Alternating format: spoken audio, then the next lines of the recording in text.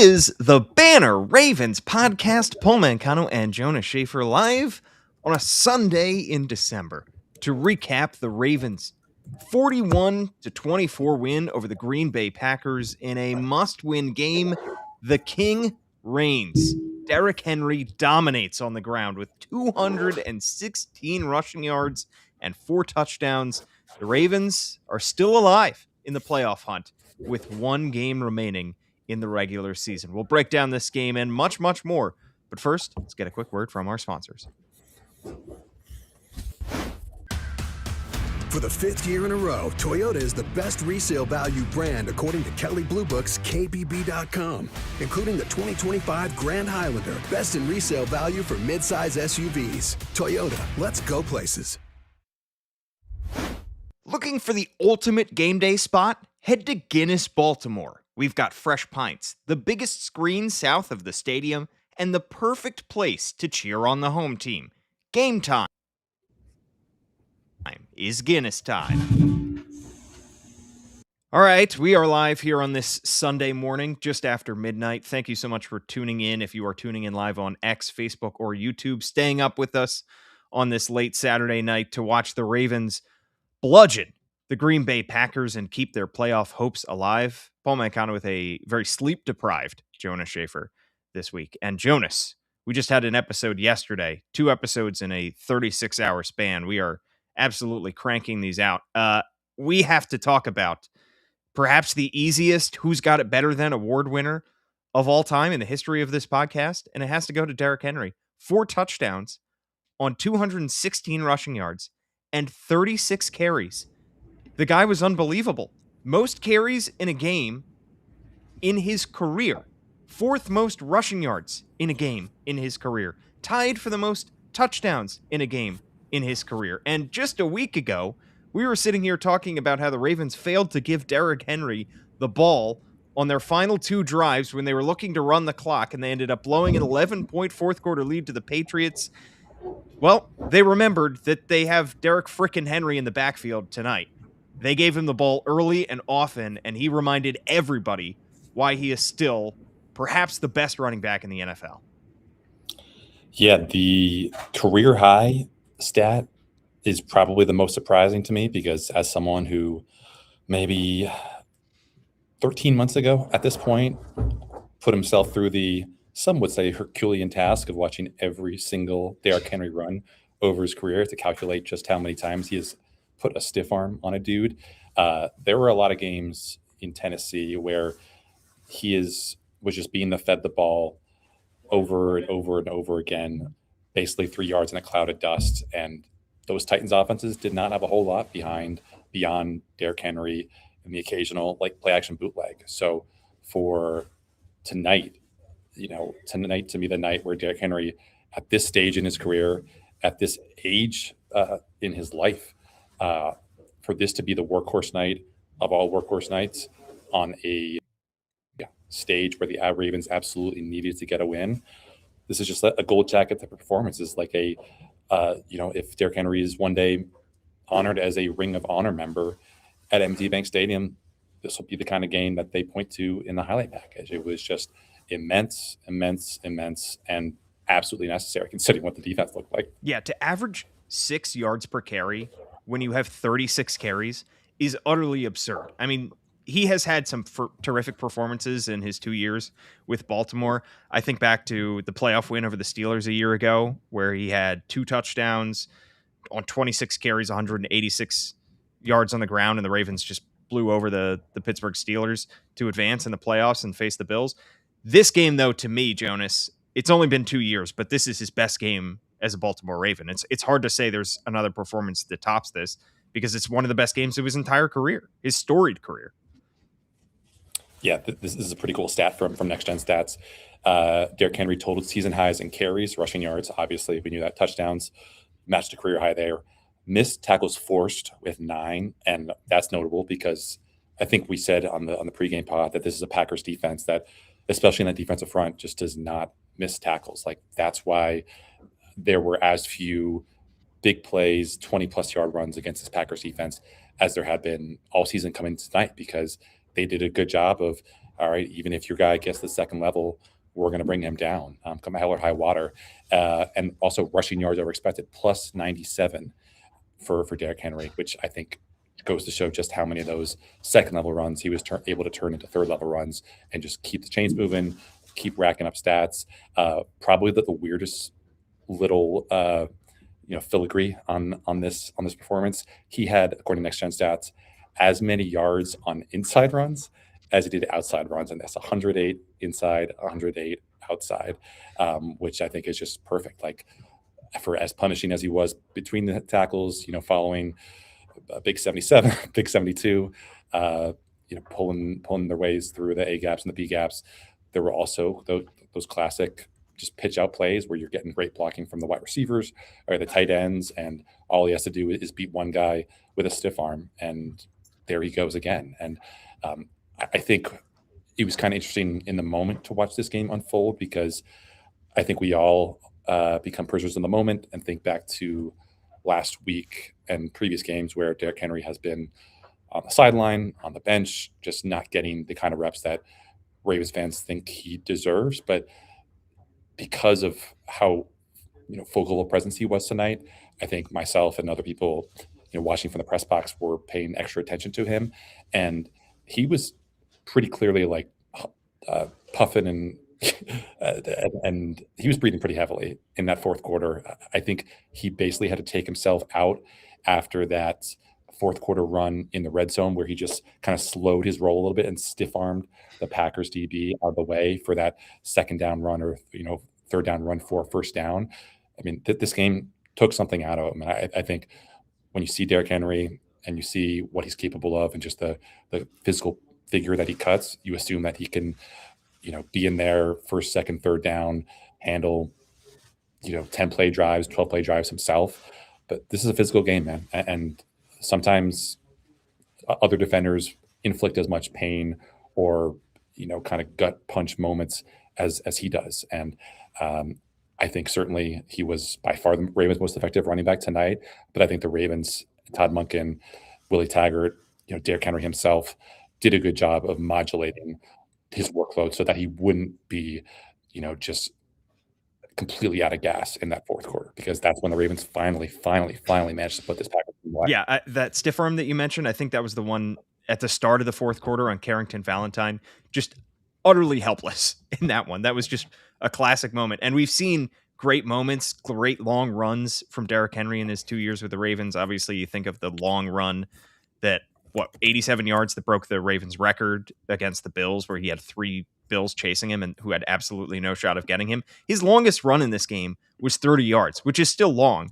But when you have 216 yards, usually you need something crazy to happen. You need to break a 70-yarder or something. And he just consistently was running over guys. And I think maybe that's part of the reason that you mentioned him having to take himself out at some point, is because as much as he was bruising defensive players for the Packers, he was taking a lot of punishment in this game as well. 36 carries is ridiculous. I mean, that's 9 away from the all-time historical mark of 45 rushing attempts in a game. And the Ravens, in theory, could have continued to give him the ball because he had almost no negative plays.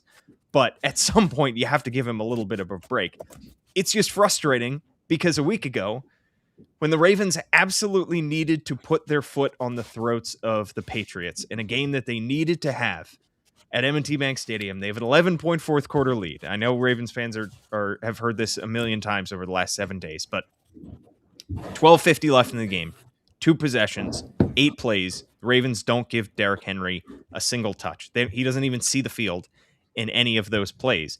And in part of his response to why, Todd Monken talked about the rotation that he has with the running backs, about he's got Rasheen Ali, they have Keaton Mitchell in there, and they like to have Keaton Mitchell and Derrick Henry be their first and second down backs, and Rasheen Ali be their third down back, and it keeps Derrick Henry fresh, is what he said. I mean, those legs were certainly fresh tonight, but what were you saving him for? Because this game might not matter. Because if the Steelers take care of business against the Browns tomorrow at 1:00 on CBS, and I'm sure every Ravens fan will be tuning in for that one, then it won't matter. Then the Ravens will be sitting at home in January, and Derrick Henry will have all the time in the world to rest his legs. So as amazing as a game plan this was from Todd Monken and Willie Taggart, and as perfectly as this was executed today against a beleaguered and injured Packers defense, you just can't help but think, what if they had done this last week? And frankly, what if they had leaned more on Derrick Henry earlier in the season and given him more of a shot to carry this offense? Yeah, I mean, for whatever reason, in my mind goes to the Bengals and how Bengals fans bemoaned the stretch of poor play that they had that really undercut their sprint to the finish, because I think a lot of Bengals fans were thinking like, man, with the way this offense is cooking right now and the way that we're getting just enough from our defense, we would be an extremely tough out in the postseason. But they never got to the postseason. And one of my takeaways in our instant analysis that's up on the baltimorebanner.com right now was basically like the bully version of this Ravens team that we've seen them develop and turn into over the past 3 weeks. It is such a tantalizing prospect, because even though it has not turned into as many wins as perhaps should have, like, they have established a somewhat credible blueprint for how this team could make a run in the postseason. Like, I asked John Harbaugh after the game, do you kind of connect the dots between the physical smash mouth style that you guys have wanted to play and have played with in the AFC North for as long as you have, with like the sheer amount of bodies that you guys have left in your wake over these past couple of games? Because you think of the Pittsburgh game and how many guys they knocked out of that one. You think of the Bengals game. You think of the Patriots game, the amount of Patriots players who left the game on Sunday night and still are not back for this week's game because of just the kind of pounding that they took. And again, it's beyond our comprehension to know how much of that was just a kind of accumulation of nicks and bruises that these guys accumulate, and how much of it is actually like them reaching their breaking point and the Ravens finally breaking them in a way that we saw happen again tonight with so many Packers players.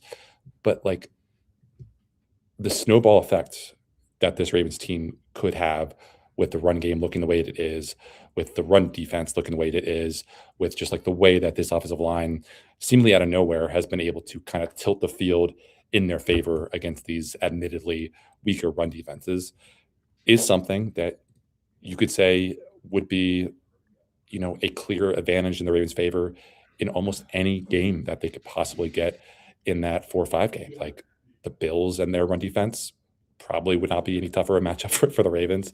The Patriots, we saw them struggle to handle them a week ago. There's not a lot of like rock solid run defenses that would potentially be standing in the Ravens' way.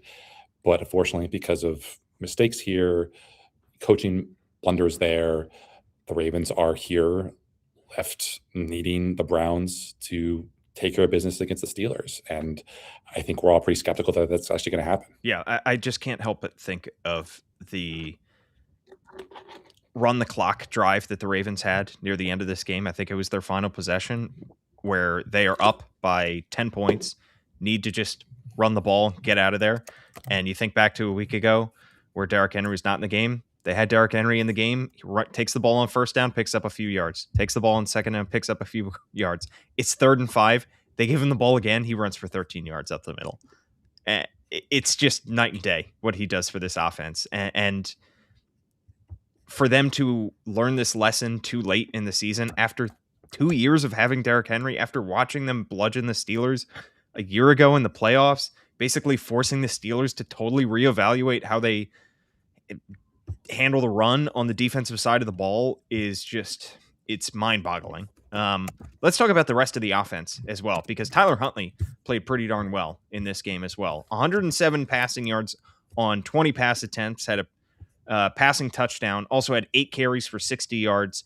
To me, he played pretty mistake-free football, which is, when Tyler Huntley is at his best, that's what he's doing. He is accurate. He's getting the ball out quickly. Took just 1 sack in this game. Didn't turn the ball over. Tyler Huntley showed why he can come in and win you a game. And in this instance, sure, he just had to hand the ball off to Derrick Henry 36 times, but he didn't do anything that lost you the game. And when their defense, which we'll get to, was giving up as many points as they were, they had to continually score. and Tyler Huntley couldn't make mistakes, and he didn't. Yeah, this was a game that obviously lost a lot of buzz because of the the backup quarterback battle that we got in this one. But man, these guys were playing their butts off They were tonight. Like obviously, yeah, Malik Willis, future Dolphins quarterback, Malik Willis, future Steelers quarterback, Malik Willis. I don't know about you. Future Jet. You study the market closer than I. Where's he going next year? I'm thinking Dolphins. I happen to live with a Dolphins fan, and yeah, he's all in on Malik Willis coming to Miami. Yeah, I mean, you look at the EPA stuff.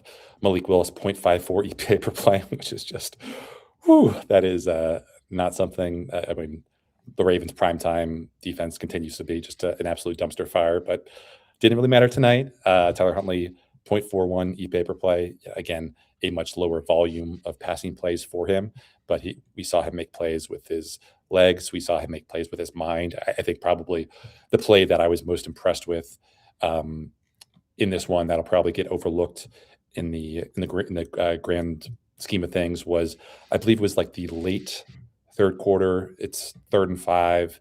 The Ravens come out in like a bunch set with kind of trips to Huntley's right. We see him make a check at the line of scrimmage. It is a split zone running play with Tyler Huntley kind of cutting across the formation as Tyler Huntley hands the ball off to Derrick Henry. And on 3rd and 5 in a situation or excuse me, in a season where we've seen so often Todd Monken not bother to, for one, have Derrick Henry on the field for 3rd and 2 or 3rd and 3, but not even hand the ball off. We are seeing Tyler Huntley putting this offense in a position where you're giving the ball to the best player on the field. And lo and behold, wouldn't you know it, Derrick Henry moves the change. So a really impressive performance by him. Obviously it's notable that the Ravens, their last 2 games over 30 plus points have been with Tyler Huntley at the reins. It's also notable that the 2 defenses that they've gone against have been very, very, very injury depleted. That Bears team, if you remember in week 8, was like starting its CB3 or CB4 as its CB1.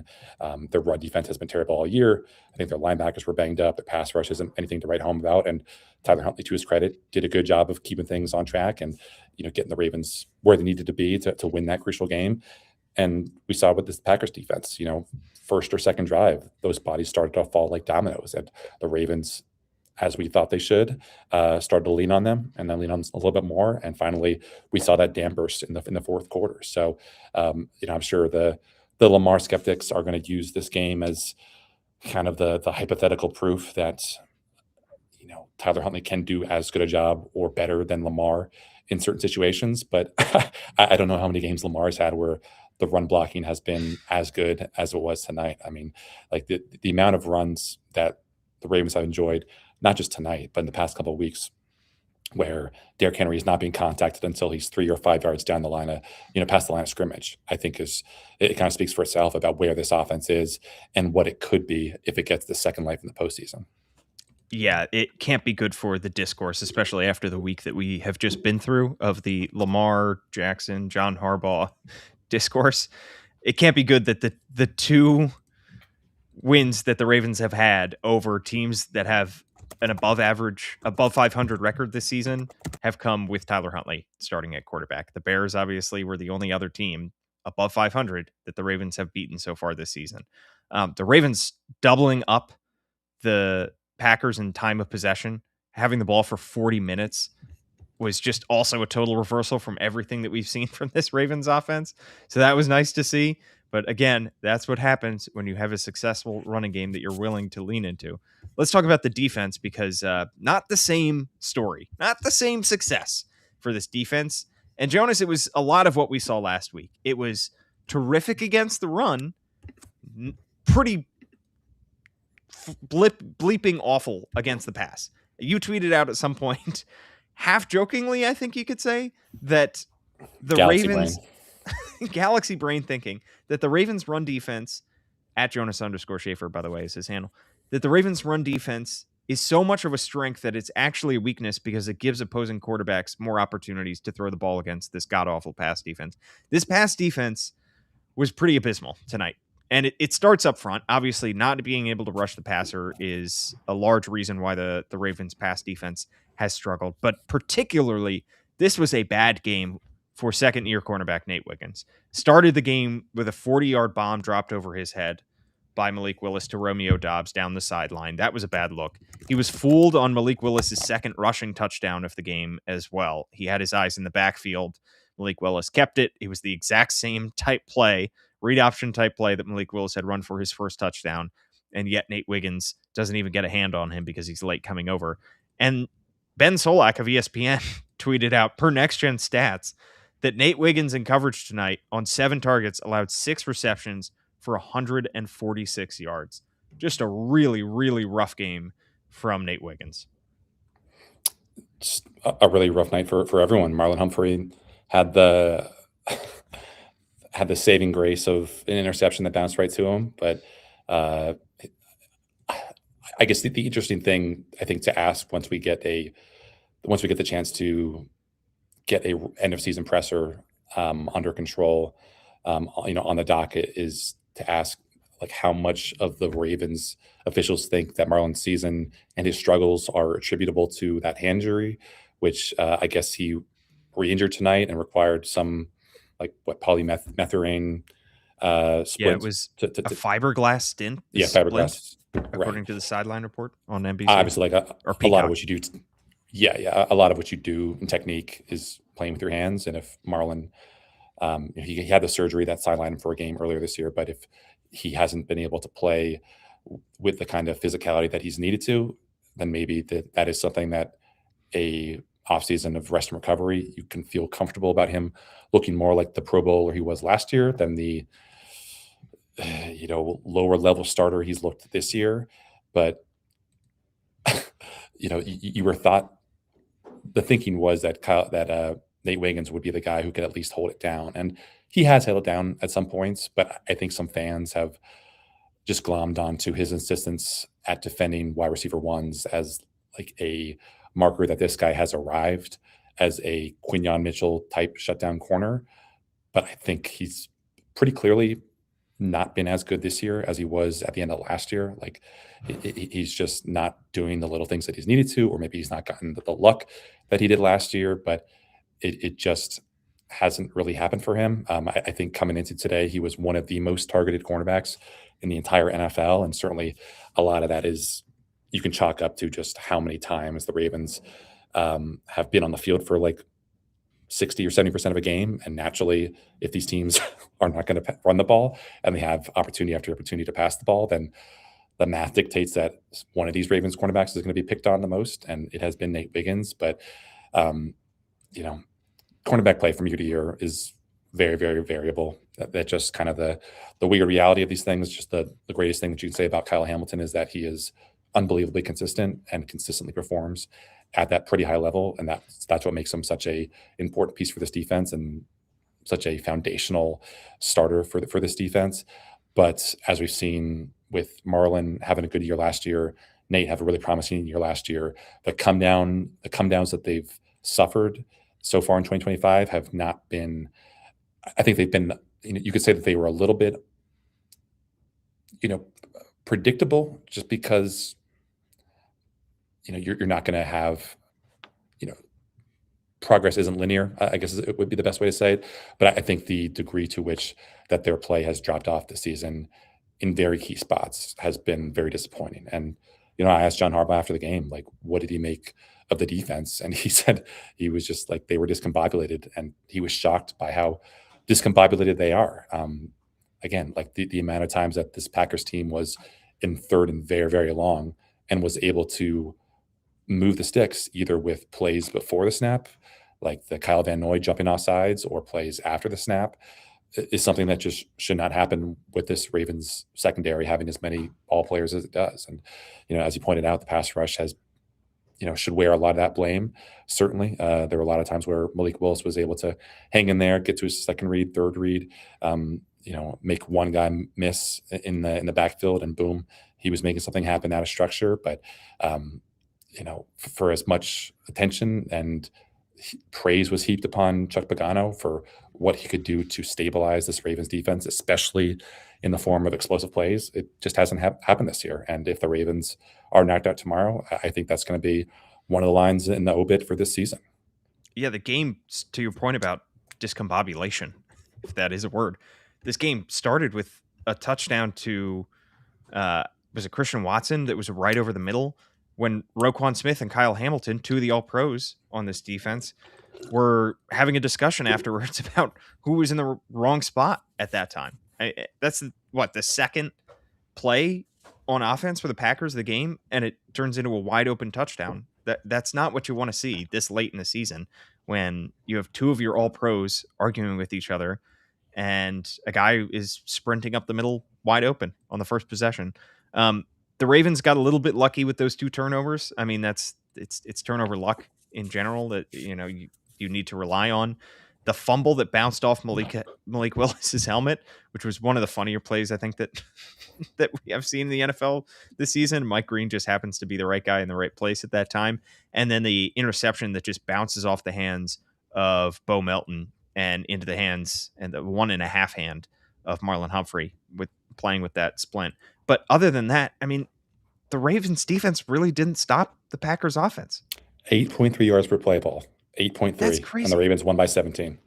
I mean, you go through the drives in this game. Packers' first drive was a touchdown. Second drive, they got a little bit lucky because that was a 3 and out or a 4 and out, I should say, because for some reason on 4th and inches, Matt LaFleur is running the quarterback in the shotgun. It's just baffling. You did a little bit understand why Packers fans are a little bit frustrated because also I think it just overall in this game, Ravens coaching staff outcoached the Packers coaching staff. So the Ravens get the ball back because it's a turnover on downs. Then the next drive for the Packers is that fumble where the Ravens get incredibly lucky. Then the next drive is a Packers touchdown, end of half, field goal to start the third quarter, touchdown, interception, which as mentioned just bounces off the hands of Bo Melton, and then downs when Clayton Tune is in this game. So there weren't a whole lot of it. This was mostly a case of the Ravens offense controlling the time of possession, limiting the number of Packers possessions, and the defense getting just a little bit lucky. It was not exactly a strong defensive showing by any stretch. Just one total punt tonight. One by Jordan Stout, who, by the way, slight digression. Pro heck of Bowler the week, Jordan heck Stout. of the week for Pro Bowler Jordan Stout. He goes from, what was it, on Tuesday, getting named Pro Bowler, Tuesday or Wednesday, a day later, or maybe a couple hours later, I forget exactly what the timeline was, is featured in the Sports Connections game on the New York Times. Stout was part of the collection of NFL punters, along with some other jabroni punters I could not recognize, but that was the purple level. That was the hardest level. So Jordan Stout, and you got it. I got caught up with him after the game. He said his fiance pointed out to him, and he didn't really have a clue of what it was beforehand, and he couldn't play it because the 24-hour period in which the game could be played had already elapsed. But I don't know. I think if my name were ever featured in a New York Times word game of any kind, I could probably die pretty happily. We're getting you there at some point, Jonas. All right, Paul. Do you know that me as a 7-year-old, along with my mom, who, however, was old at that time, in her late 40s, mid 40s, were featured in a Sports Illustrated gallery of photos back in a Randy Johnson cover back in the early, mid to late 90s during one of the presidential years. You have told me this. Why Randy Johnson? Because he had been traded, I think, to the Astros or something. It was just a random sports calendar. It was like 101 things that make sports great, and one of the things that was that makes sports great is soccer moms, and somehow my beautiful cherubic visage had become the photo associated with soccer moms because of some random Washington Post profile that had been written, a week or a month earlier or something like that. Wow. All right. Well, that's more fame than I've ever gained in my entire life. So we'll get you into a New York Times game. That doesn't seem too difficult now. All right. We are going to look ahead to the game that all Ravens fans will be watching tomorrow. That is the Steelers and Browns game. Talk about the Ravens taking care of their own business. Well, now they need the Browns to take care of the Steelers tomorrow? Do the Ravens have an actual shot of staying alive in the playoffs after tomorrow's game? Talk about that on the other side of another quick break. For the 5th year in a row, Toyota is the best resale value brand according to Kelley Blue Book's KBB.com, including the 2025 Grand Highlander, best in resale value for midsize SUVs. Toyota, let's go places. Looking for the ultimate game day spot? Head to Guinness, Baltimore. We've got fresh pints, the biggest screen south of the stadium, and the perfect place to cheer on the home team. Game time is Guinness time. All right, Jonas, this episode is probably going to have a short shelf life because at this time tomorrow, the Ravens will know whether they are still alive in the playoff hunt or not. Whether their Week 18 game against the Pittsburgh Steelers will matter or not, because the Steelers at 9-6 go to Cleveland at 1:00 tomorrow on CBS with a chance to take the AFC North.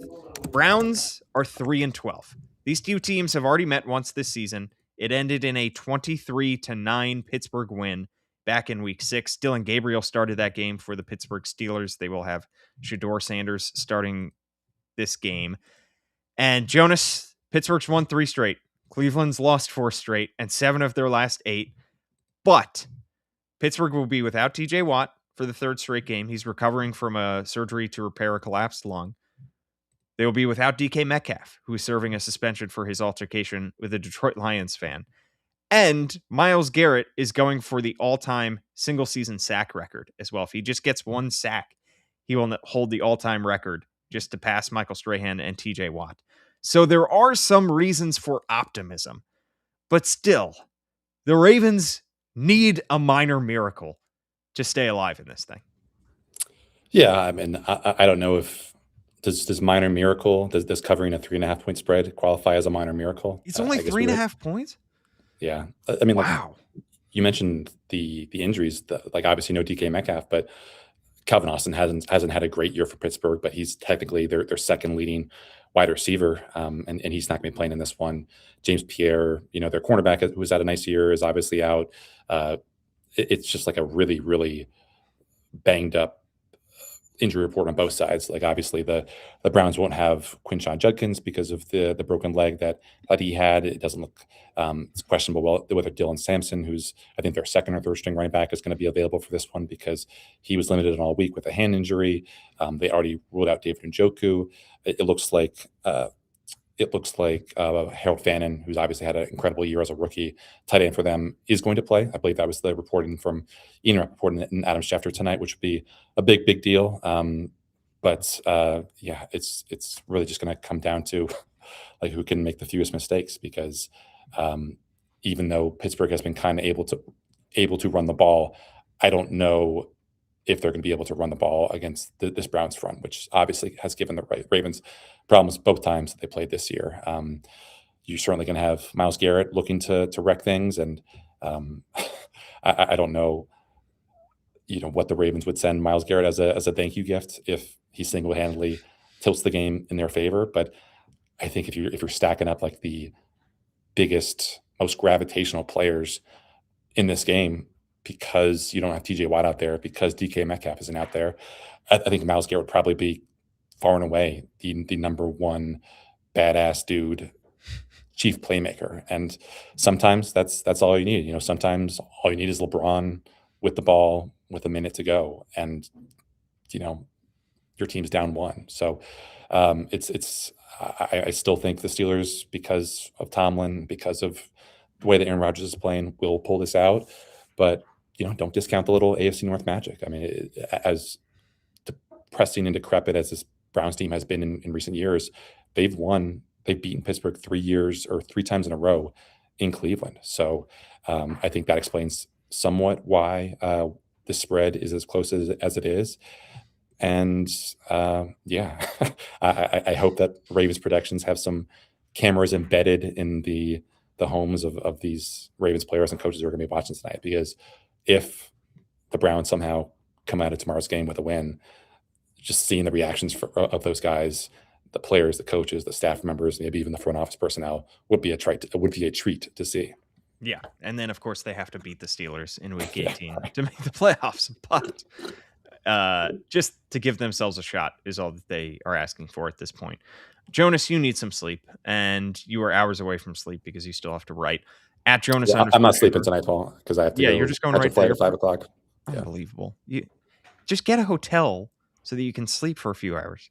You're an insane person. But I haven't started my story, Paul, and I don't write as quickly as you. Not everyone has that golden Syracuse education. Take you 5 hours? Well, no, but I have to do another story in case they lose. Syracuse educated Noah Eagle on the call today. I hope you were able to catch him before he headed out of the stadium in this game. All right. We have plenty more coverage for you on thebanner.com. Shout out to the Banner. Hey, Paul. Yeah. If the Ravens part ways with John Harbaugh, are we going to have to retire that sound? So these are the questions that you want to ask at 12:52 a.m. right after the Ravens pull out a potentially season-saving win. See, it's only 11:52 here, so I think that gives me a little bit of cover. Yeah, it's not yet midnight for you. By the way, speaking of Noah Eagle, somebody tweeted. I should give him a shout out. Ben Koo, I don't know who that is. Tweeted. I think it was awful announcing. Oh, okay. If Noah Eagle calls games up until the age Al Michaels is now, he'll still be calling games in 2077. That's a fake year. Here's to 52 more years of Noah Eagle. All right. We have much more coverage for you as Jonas is going to be up all night writing. Gianna Hahn is going to be writing as well. Childs Walker will have his 5 things. And Kyle Kuhn, our wonderful columnist, will have plenty more for you as well. We will have another podcast for you this week. Potentially New Year's Day. Potentially the day after. Who knows? New Year's Day is this Thursday, right? I believe so. Yeah. Yeah, because Thursday was Christmas, and a week plus would be the first. We don't even know when the Steelers game is going to be played, by the way, in Week 18. Right, I believe. So TBD, right? If the Steelers do indeed lose tomorrow, then I believe the protocol is for the Week 18 game times to be announced at some point in the second half of Sunday Night Football. Oh my gosh. They're just never going to let us sleep. Thanks so much for tuning in. We'll have another episode for you at some point this week. So stay tuned to your podcast feeds. Like, rate, review, subscribe. Write us a 5-star review on Apple Podcasts, please. And I'll read it out here on the show.